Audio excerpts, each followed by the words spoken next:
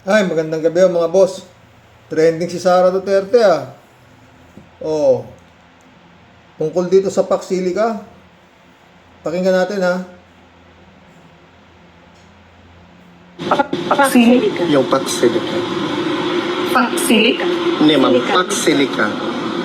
Do you know anything about that? Wala ma'am? ako. I cannot comment on that. Hindi pa rin ba obvious sa inyo na talaga namang wala siyang alam? Hot topic ngayon to sa social media, sa mainstream media, sa mga anti-Paxilica, anti-Marcos, at kung ano pa man, tapos hindi niya alam? Paxilica. Yung Paxilica. Paxilica? Hindi ma'am, Paxilica. Do you know anything about that? Wala ma'am? ako. I cannot comment on that. Hindi pa rin ba obvious sa inyo na talaga namang wala siyang alam? Hot topic ngayon to sa social media, sa mainstream media, sa mga anti-Paxilica, Sa mga tuwid, Brad, ang tingin mo kay Sara Duterte nga rod, bobo? Ha? Dahil walang alam? Matanong nga kita, Brad. Kung bobo yan, bakit number 1 naman sa survey yan? Ano ngayon masasabi mo sa survey? Ano pa? Kung bobo si Sara, na sinasabi mo wala siyang alam, hindi ko pinagtatanggol si Sara, Brad, pero anong tawag natin doon sa mga nagsasabing gaya ng mga survey na siya ang magiging presidente? Kagaya nila Panelo, nila marami pa si Jimmy Bondoc, si Kimo, yung Kawatano, yung mga kasama niya sa yung mga kampon niya sa Senado. Ano tawag mo dun? Kung bobo si Sara, di wala nang bababa pa sa bobo. Meron pa ba? Tanga. May tanga pala, no? At saka yun ang ano dun mga perm sino pa ba yung mga naniniwalang to? Maraming naniniwalang to. Si Guanzon. Sino pa ba? Sila Marcobeta. Iglesia ni Cristo. Anong tawag mo sa mga yan? Di ba? Ay, punta ko tayo kay Yun lang yun. Hindi ko pinagtatanggol si Sara, pero kung bobo tingin nyo kay Sara, ano tawag nyo sa mga taong naniniwalang magiging presidente yan? Di ba? Punta tayo rito kay si Amy Marcos, Amy Duterte, no? Tinawag pala nitong si Amy na, impacta raw si Yussi Claire Castro.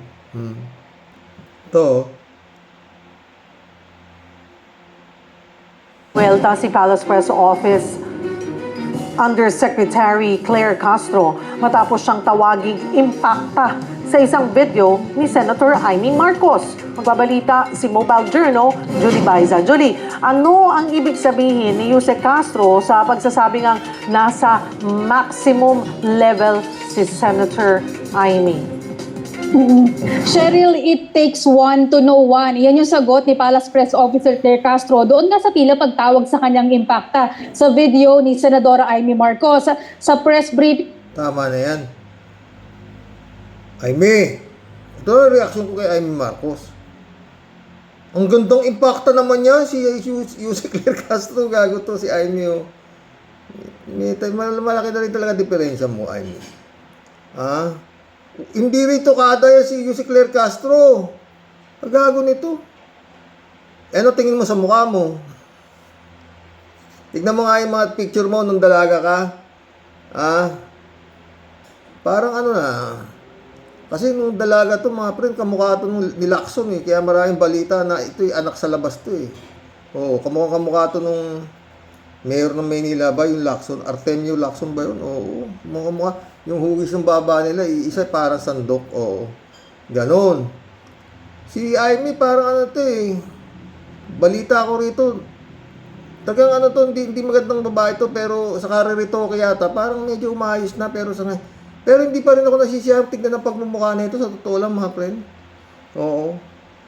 Eh kung impacta tingin mo kay Yussi Claire Castro, ano tingin mo sa mukha mo? Yun lang yun. At si Amy, makapagsalita lang. Oo. Gandang, bukod sa maganda na si Yussi Claire Castro, napakatalinong aswang naman yan. Visit kang Amy ka, oo. Hoy mga friends, si Pia Cayetano, sinampa ng ethics complaint. Puta, patay ka, Pia ka. Oh, pero nasa kamay ni Senator Tito Soto ang kapalaran mo, ha? O, to. CMM Radyo Patrol Flash!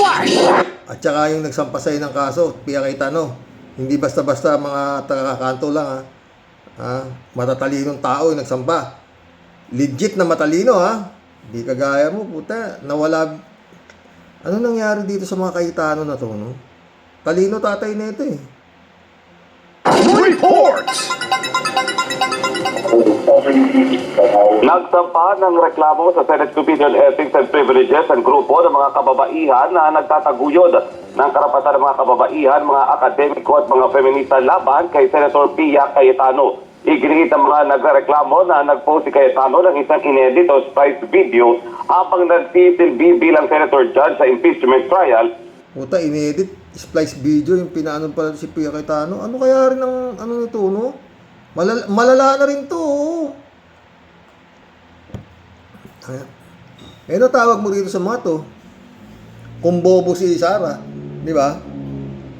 Si Vice President Sara Duterte ay sa reklamo na isinumite kay Senate Ethics Committee Chairperson Senator Tito Soto, ipinakita sa video na tila inaamin ni House Prosecutor at Akbayan Representative Chel Jokno na walang ebidensyang prosekusyon laban sa pangalawang Pangulo. Pero anila, inalis sa video ang bahagi ng pahayag ni Jokno na nagpapaliwanag na ang tinatawag na fishing expedition ay nangyayari lamang kapag humihingi ng sabina ng walang sapat na batayan o ebidensya. Sinabi ng mga nagreklamo na ang umano'y sinasadyang pag-edit ng opisyal na pagdinig ay nakasasama sa integridad ng Senado bilang impeachment court at maaaring pababa sa tiwala ng publiko sa... Sabi nga ni Tony Barry Gutierrez, pwede pa ito madisbar, eh. Oh. kawalang kinikilingan ng mga senator judge. Dahil dito, hiniling ng mga nagreklamo sa Ethics Committee na imbestigahan ang reklamo at magpataw ng angkop na parusa kung mapatutunayan ang mga paratang. Kabilang sa mga complainant, sina dating Commissioner on Higher Education o SED Chairman. Utang ina. Commissioner on Higher Education, oh. Chairman pa, puta. Hindi basta-basta tao ito magsampa sa'yo, Pia. Patay ka, bata ka. Sana itong mga klaseng politiko na ito, masibak na to, eh. Oo. Patricia Licuanan, University of the Philippines Diliman Professor Jill Franco, na convener din ng Every Woman at iba pa. At yan, ang balitang kumpirmado. Sigurado, Alam nga namang hindi asikasuhin ni Tito Soto yung ethics complaint na yan, di ba? Hindi basta-basta tao yung mga nag-complain, di ba mga friend? Ito pa friend, yung 18 gago, mga gago. Yung mga testigo ng mga Baleta Boys, sinampahan na sila ng kaso, Meron pa tayong report, si Steve Ras naman, ano ang bago, nagsampa raw ng, naisampa na ng Department of Justice sa iba't ibang korte sa Metro Manila ang mga kasong cyber libel at perjury laban sa 18 maleta bohot. Pucha, Department of Justice ang nagsampa. Todas kayo. Hindi basta-basta magsasampa ng kaso yan, Department of Justice na yan, nang walang kahihinatnan, ha? Maganda. Sana mauubos na itong mga putang ina ito, eh. Isa't Attorney Levi Baligod. Yan ang report ni Radyo Patrol, Steve Ras. Steve? Dani kinumpirma ni Judge Spokesperson Paula Martinez na naisampahan sa mga regional trial court ng Caloocan City, Dasmariñas City, Muntinlupa City at San Juan City ang mga kasong sinampa laban sa tinaguriang 18 Maleta Boys at kay Attorney Ladito Baligod. Ayon sa Department of Justice, naharap sa mga kasong cyber libel perjury ang 18 dating bodyguard ni Congressman Daldico at kabilang din sa pinakakasuhan ng cyber libel ang kanilang abogado na si Baligod. Ang mga reklamo ay inihain ni dating Senador Antonio Trillial IV, Congresswoman Laya de Lima, Bureau of Precious Director General Gregorio Pio Catapag Jr. at dating National Security Advisor Eduardo Año. Nagugat ang mga kaso matapos akusahan ang mga nasabing individual na kumagkapumano sila ng maligalatang pera na may kaugnayan sa manuwalyang flood control projects. Ibinasura naman ng prosecutor ng DOJ ang reklamong inihay ni Father Flaviano Lopez Villanueva dahil sa kakulangan ng prima facie evidence with reasonable certainty of conviction. Yan ang balitang kumpirmado, sigurado. Ito ang Radyo Patrol. Patay kayo ngayon, Maleta Boys. Yung amo nyo nakakulong, si Defense Rencia, ha? Eto pa yung si Ambassador of Jesus Christ. Si Pastor, Kawatano. Sabi ng Pangulo, I am president not only of my family, and it is worth yung palakpak na binigay sa kanya. But can we add, the president is also not only the president of the administration, he is also president of the opposition. And respectfully, I believe... Wala na mga pre, no, tinitsura, Pero yun, gaya sabi ko, putang ina, pag ito hindi nakulong bago magpasko. Ito mahina itong ombudsman na to. Di ba? Wala nang lusot ito eh. Katakot-takot ang kaso nitong hayop na to. Pero ayaw pa rin huminto, no? Tuloy natin si Kawatano. that Senator Bato is fleeing unjustly because he cannot get justice. I believe Senator Jingo and Senator Marcoleta are political prisoners. And that Utang ina, alam kaya nito sinasabi na itong gago na to? Political prisoners daw si Jingoy, tsaka si Bato. May kasalanan. Anong klaseng abogado to, no? Paano maging political prisoner yan? May lahat ng due process sa kanila. Pwede sila sumagot, pwede sila mag-file, lahat. Lalo yung Marcoleta, bunga nga niya nagpahamak sa kanya. May mga ebidensya, Kawatano, anong klase ka ba namang abogado? Para ideklara mo political prisoner yan, mga mandarambong yan. Anyway, susunod ka na riyan. Sabihin mo, political prisoner ka rin, gunggong. Ang daming dokumentong iaharap sa'yo si Ping Lacson. Diba? Tayong mga tao to, mga pre, no? Ay, Pilipinas. Tuloy mo, Kawatano. if it wasn't weaponized, they will be able to at least go out on bail. So, Mr. President, these are things that we should talk about as a Senate. Beyond politics, beyond emotions. Sabihin nyo na mali ako, but should they be allowed to attend? Mali ka talaga, tanga. Sabihin nyo na mali ako. Talagang mali ka. Tsaka, naku, Kawatano. Ombudsman.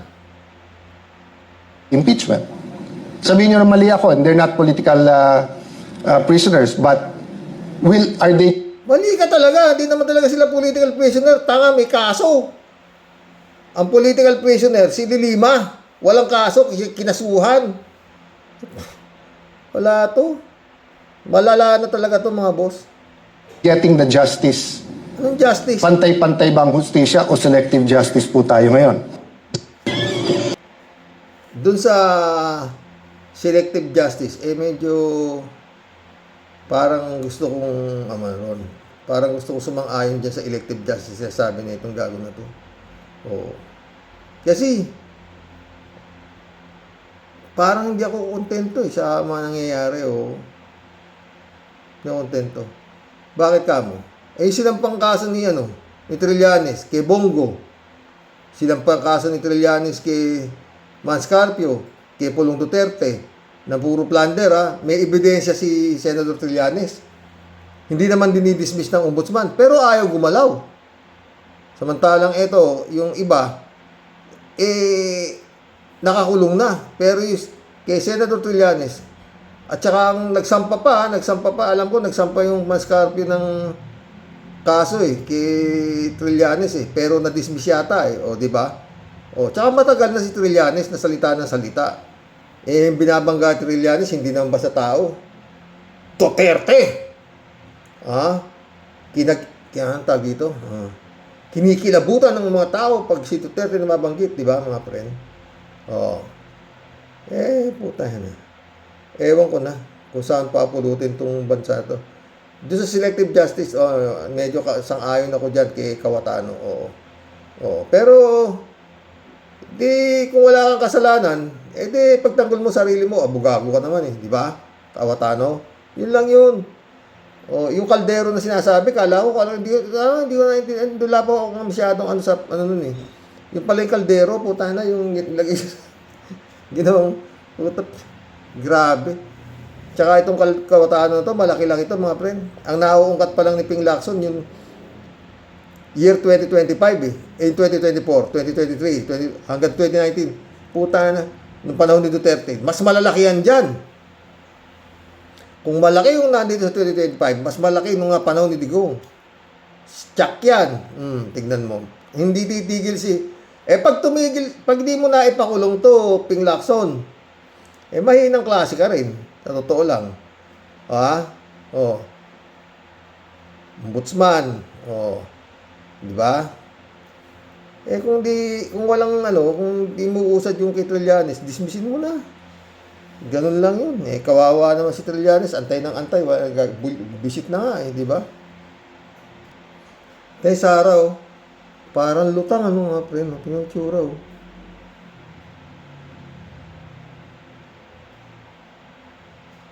Ma'am, any thought po about sa Pax-Silica na balak pong itayo sa Pilipinas? Ano? Pax-Silica? Pax-Silica. Yung Pax Silica. Pax-Silica? Hindi, ma'am. Pax Silica. Do you know anything about that? Wala ako. I cannot comment on that. Oo. Ma'am, any thought po about sa Pax-Silica na balak pong itayo sa Pilipinas? Ano? Pax-Silica? Yung Pax Silica. Pax-Silica? Hindi, ma'am. Pax Silica. Do you know anything about that? Wala. Parang lutang na lutang siya. Presidente to. Mga surveyor. Sabi ko sa inyo, nasa paligid lang si Ka Percy. Eto. Tirahin mo, Ka Percy. WS, mga mukhang pera yung mga... Lokohan yan survey. Ganyan Sipin mo si Sara Duterte raw ang ngayon? Pinakakuha na kandidato sa pagka-presidente. Ano? Sino sabi? Kupal Asia. Si Ka Percy Lapid, umabanat. Lapid Fire. Tigil-tigilan nyo na nga kami gusto mo, tanungin natin si Kwan si Gadon. Itanong kaya natin kay Gadon kung ano masasabi niya sa SWS at sa Pulse Asia. Pakinggan natin. Pulse Asia at saka SWS, mga mukhang pera yung mga na mga ito. Kaya, bayad yan. Yung Pulse Asia, huwag kayong maniwala dyan sa mga dahil yung Pulse Asia at saka SWS, mga bayaran lang yan. Paano mangyayari yan? Tapos sasabihin nila, mataas ang trust rating ni Sara, yung performance rating. Anong performance? Anong performance? Palagi nga nasa abroad. Hindi mo nga makita sa mga lugar si Presidente halos araw-araw merong inaugurate na tulay, inaugurate ng mga water irrigation system, may mga school buildings, hospitals, kung ano-ano. Tapos sasabihin nila yung trust rating ni Sara. Wala nga siyang ginagawa. Performance rating pwede ba? Bayaran lang yung Pulse Asia na yan at saka yung SWS na yun. Kung ako nga masusunod, pagpapatayin ko yung mga yan Yung sistema ipapatayin ko yung sistema nila. No. Napakinggan po nyo. Pinagmumumura niya yung Pulse Asia at saka yung SWS.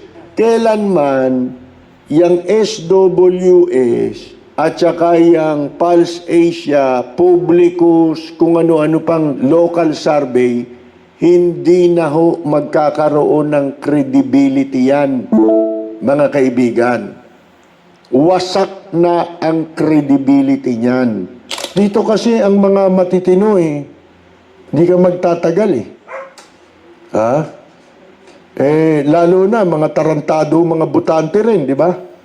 Ang mga butante, nakukuha sa bayad, nagbebenta ng boto. Alin? Ngayon, sabi, pinaka-qualified daw ngayon si Sara Duterte. Qualified saan yan? Saan naging qualified yan? Hindi ka nga nagtatrabaho yung mga binabanggit na survey, binayaran sila Mga walang hiya na itong Pulse Asia, no? Napakawalang hiya. Kaya kayo tandaan ninyo. Ako, consistent ako. Ha? Consistent ako na hindi ako naniniwala sa survey. Yan survey, kaya ho nilalabas yan para maging pattern ng dayaan sa eleksyon. Para bilugin ang ulo ng tao. Para kumbinsihin, ikondisyon ang utak ng tao kung sino malakas. Conditioning lang yun. Pero yun, hindi totoong survey na tinanong mo yung mga tao. Ang sipag nyo namang mga hayop kayo. Saka sa survey.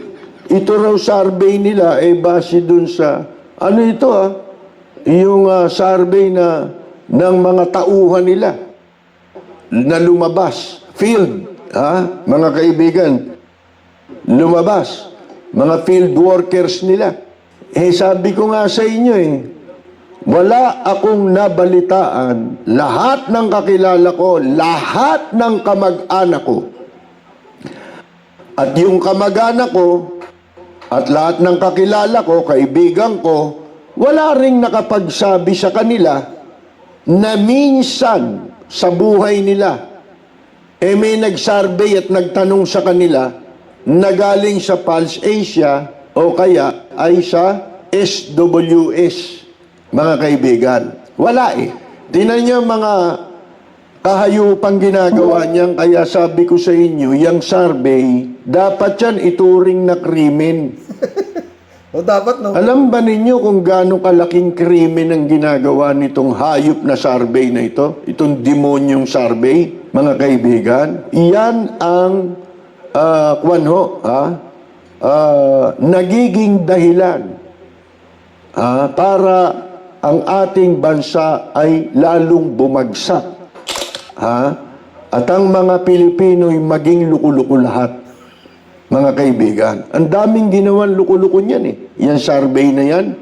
Kasi pag nilalabas nila yan, merong mga nagbabase dyan, di ba? Para iboto mo kung sino yung nangunguna sa survey nila. Kahit ito ay taliwas naman sa realidad. Nakita ninyo, ginagamit nila ngayon yung survey. Sino ba naging biktima ng survey nung... Hindi ba sila mismo? Yang si Presidente Digong nyo? Tayo lang ang kumakampanya dati sa radyo Para dyan Kay Duterte Mga kaibigan Isipin mo, ang survey nun kulelat siya Ayaw pa nga siyang banggitin minsan ng survey Ang number 1, sino? Want to win 100,000. Ayaw pa nga siyang banggitin minsan ng survey. Ang number 1, sino? Si Grace po. Sila Binay. Di ba? Yan ang mga naglalaban sa number 1. Bakit? Ang nanalo siya kung sino pinakakulelat. Di ba yun ang katunayang hindi totoo survey? Ngayon, dyan din sila naniniwala. Bakit? Bakit sila bumabalik doon? Kahit na sila mismo ang naka-experience. Ang nagpanalo diyan Percy, si Amy Marcos. Tsaka mga Ilocano, yun ang totoo nun. Dahil nga si Duterte na yan, nangako na ipalilibing nga yung matandang Marcos sa libingan ng mga bayani. Duterte rin pala si Percy, no? Ako hindi, sa totoo lang. Nung makita ko yung pagmumukha niya, nagsalita sa kako po tayo na walang gagawin matinuto. Tama ako. Pero si Percy, kinampanya pala niya yan, no? Sapagkat tama ang sinasabi natin from the very start, na yung survey, pang-condition lang ng isip ng tao yan, panloloko yan, deception yan. Mga kaibigan, kaya kung may isa sa dapat ipagbawal, yung survey. Dapat. Hindi dapat pinapayagan yan Fake news yan. Hindi totoo yan Mga kaibigan Sipin mo, ang pinaka-ano raw ngayon? Pinaka-katiwa-tiwala ngayon ito si Sara Duterte ra. Anak ka ng po. Ay, nako ka, Percy. Maraming nakakamiss niyan, di ba, mga friend? Pero to, si ka Percy, nag-Duterte pala ito. Ako hindi talaga. Pagkakita ko pa sa mukha niyan, nung nagsalita yan, nung presidential debate, nako ako, ulul tong taon to. Tama. Di ba? Yeah. Basta yun lang ako, mga friend. Pag si Cayetano hindi nakulong, si Kimo hindi rin na 2 taon na lang His Excellency, ha. At pag itong si Sayad ay nakatakbo, inutil itong gobyerno na to. Yun lang yun. Wala nang iba. Inutil lahat na sakay ng gobyerno. Ombudsman, lahat. Pag yung mga Duterte hindi nabura, ha. Si Bantag lang, di mauli-uli. Paano sabi yan? Si Baste. Asa na yung paliwanag sa DNR? 5 araw. Wala. Yes. Marianeri Lukban, shout out. Baka naman po di pansin yung sinampang kaso ni Sentry kay Bongo. Kasi po may warrant sa ICC. Hindi. Natagal na yan eh.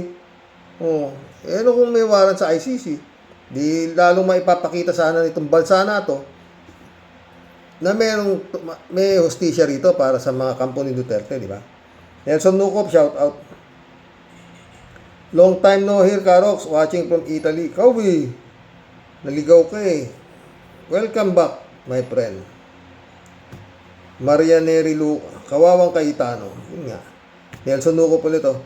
Binola rin ni Alan Peter Cayetano ang taong bayan sa 10K na pinangako niya. Ang sinisisi nga nung bugok, si PBBM naman ngayon. Michelle Edwin Mike, shout out, my friend. Blessed morning, Karox, and to all warriors, dapat lang pala para matigil ang kayabangan niyang si Caldero. Librado Ludovico, shout out, ha. Rodelia Alpilor, shout out. Hello po, Sir Rox. At sa mga bossing, di yata at kahit anong gawin ni PBBM, meron pa rin sana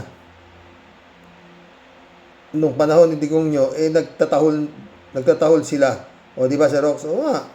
Ano ba na pagsasabi ni Digong ng mga sona-sona niya nung panahon niya? Wala namang kasay-say-say. Ha?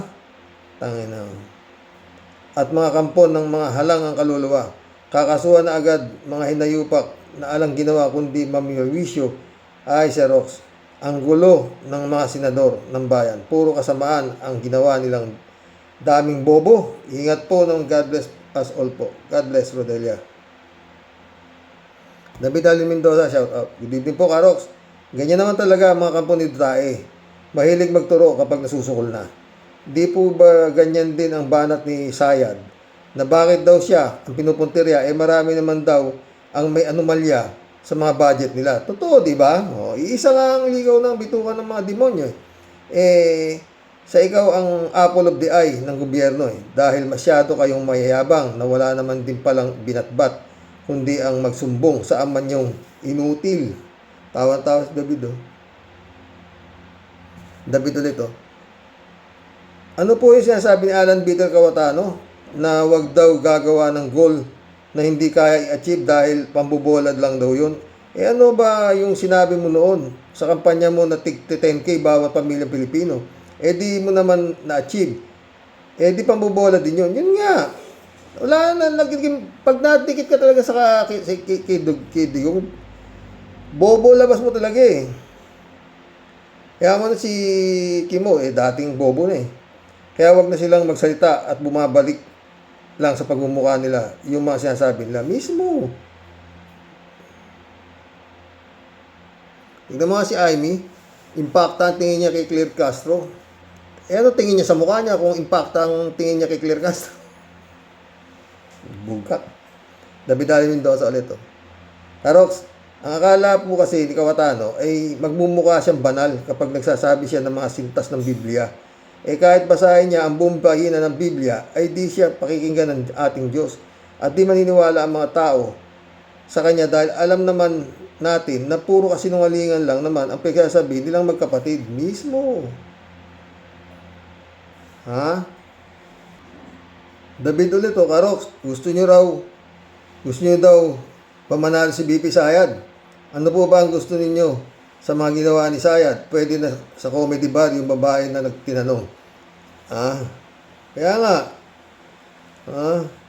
kahit siguro isang oras siyang mag-isip, wala siyang masasabi. Di ba sa mabilis gumasos ng Compi Pan at Intelligence Pan? O, di ba? Shirley Jaser, hindi na alam ni Caldero kung anong gagawin. Ikulong na yan para kompleto na sila sa BGMP. Totoo. Mary Lebron Knapp, shout out. Good evening po, Sir Rox. No skipping ad, sabi niya. Kalat Nibaya, shout out, my friend. Good evening, Kasani. God bless your family. God bless your family too, Kalat Nibaya.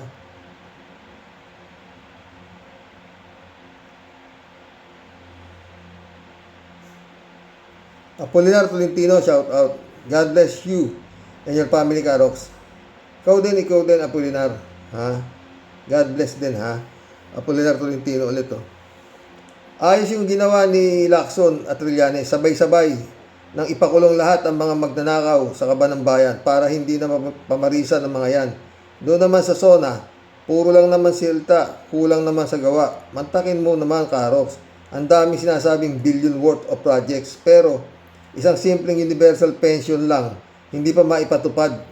Yun nga nantay ko rin yun no?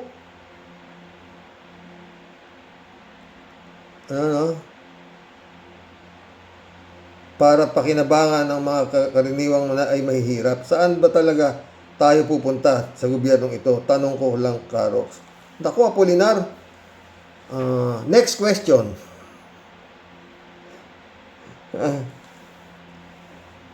Lisa de la Cruz, shout out. Up Cayetano.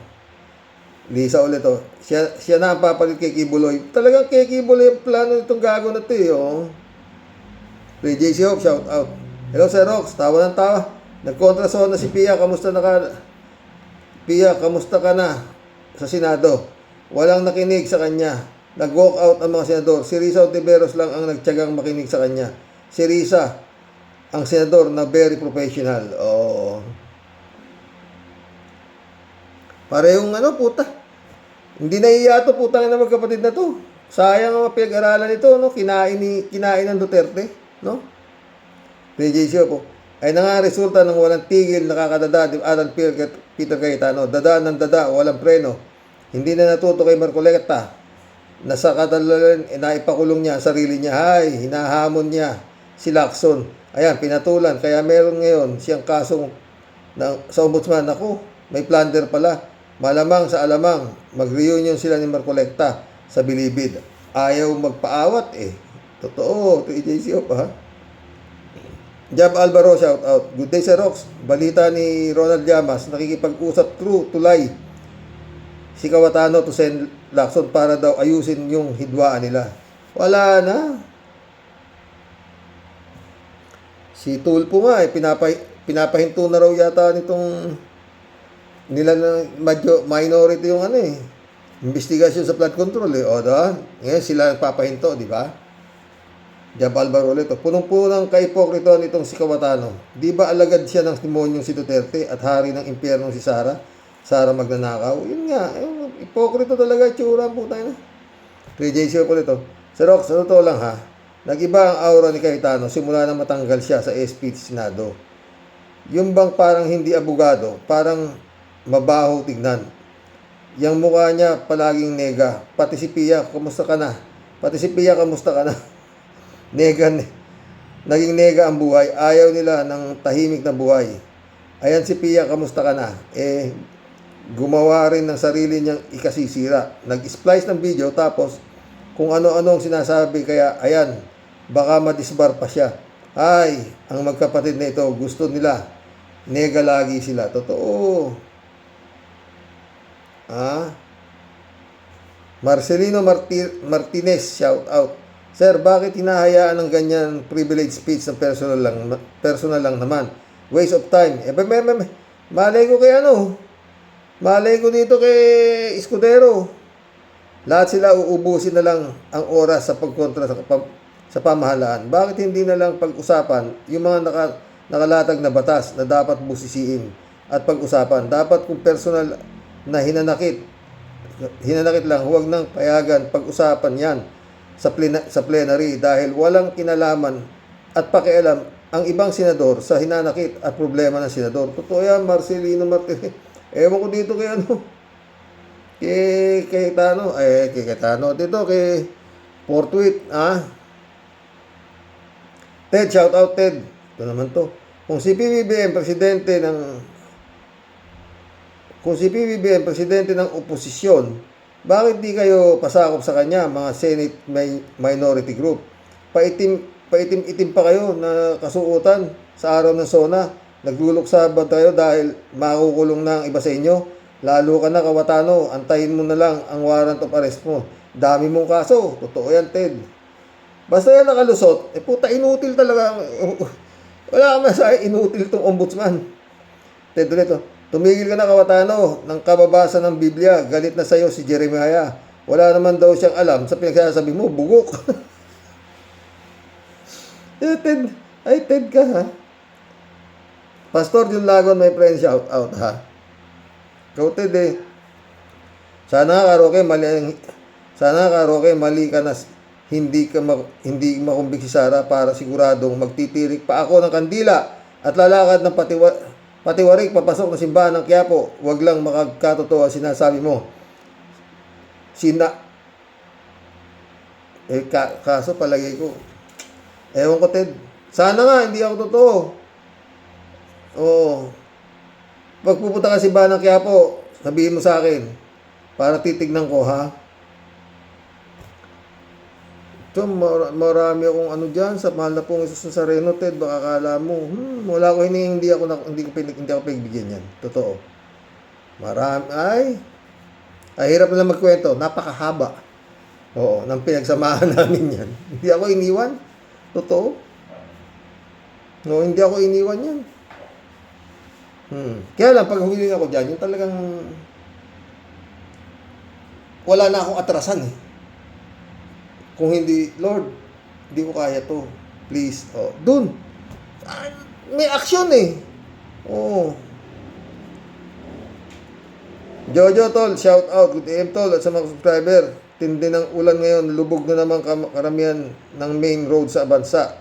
Langya, sila na lang ang babatuhan ng putik imbis na yung flood control scam, 3JC of ulit to. Si Rox, itong si Sasot na nag-akusa kay NBI Matibag, nagsorry ngayon dahil fake news siya sa mansion daw kuno ng Mama Matibag.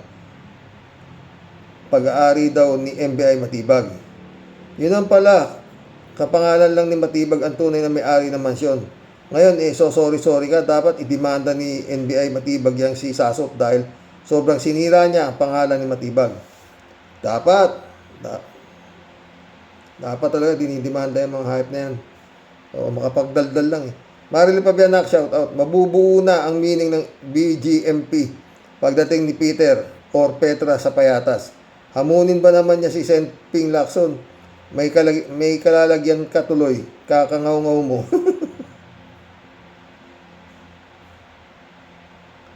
Friend Shervin sa Peta, shout out. Analisa Apolinar, Christian Sen, July 7, Alcantara, shout out sa inyo mga friend, ha. Daily na naman to. Rox, wala na po ba talagang katapusan yung mga pinutukan po ng lintik na mga yan?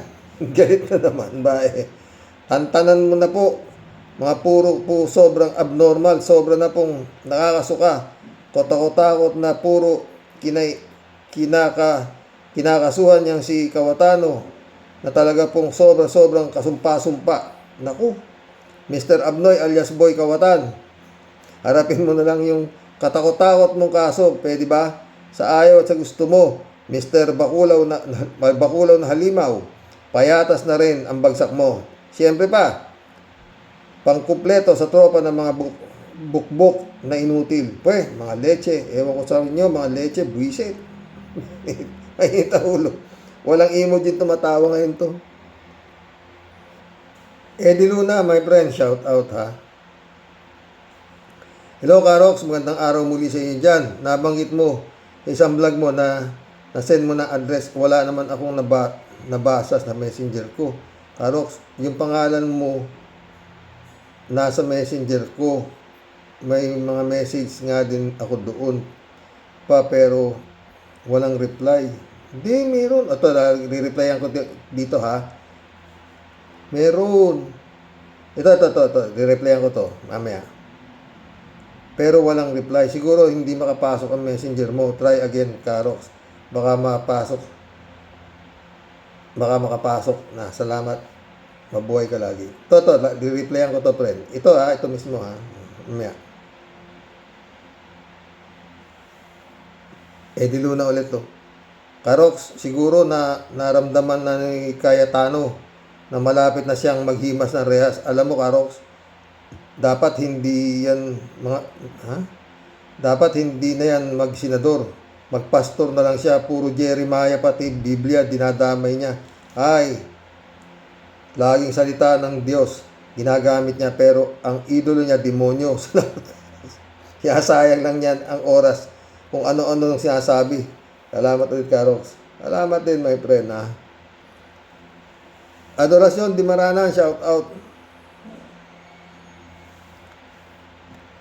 Dolor Garcia, friend Amy Bingson, shout out. Emans Kalolanak, shout out, ha. Mission accomplished, mga boss. Hanggang bukas pumuli, ha. Mission accomplished, mga friend. Dami nating napag-usapan ngayon, no. Ang takin mo, Claire Castro.